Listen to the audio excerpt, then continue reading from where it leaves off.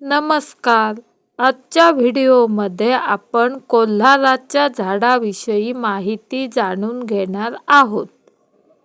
ही पहा, ही दिसत आहेत ही कोल्हाराची फुले आहेत. कोल्हाराची फुले अतिशय आकर्षक आणि सुंदर दिसतात. पावसाळा संपला की कोल्हाराच्या झाडाला फुले यायला सुरुवात होते व नंतर 3-4 महिने कोल्हाराच्या झाडाला फुले येतात. वर्षातील इतर दिवसात कोल्हाराच्या झाडाला फुले येत नाहीत. कोल्हाराची फुले ही अशा प्रकारे दिसतात.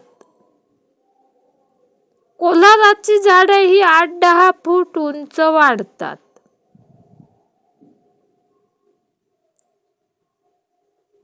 कोल्हाराची लागवड फांद्या लावून त्यापासून करण्यात येते. तसेच बियांपासून रोपे तयार करून ती रोपे लावून कोल्हाराची लागवड करता येते. कोल्हाराची फुले फुलून गेली की त्या फुलांपासून शेंगा तयार होतात.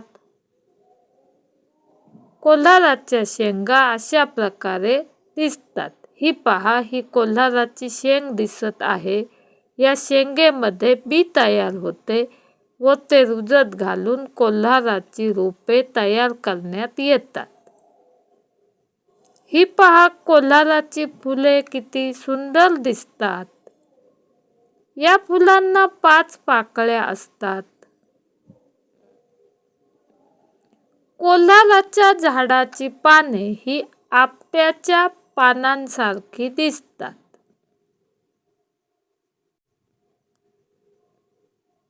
कोल्हाराच्या पानांची ही पाने कोवळी असताना भाजी करण्यात येते.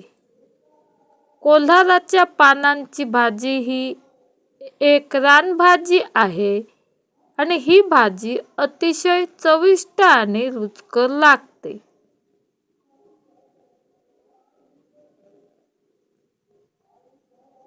कोल्हाराचे झाड हे एक प्रकारे रानझाड आहे, पण या झाडाची फुले अतिशय आकर्षक आणि सुंदर दिसतात. तसेच कोल्हाराच्या पानांपासून बनविण्यात येणारी भाजी अतिशय चविष्ट आणि रुचकर लागते.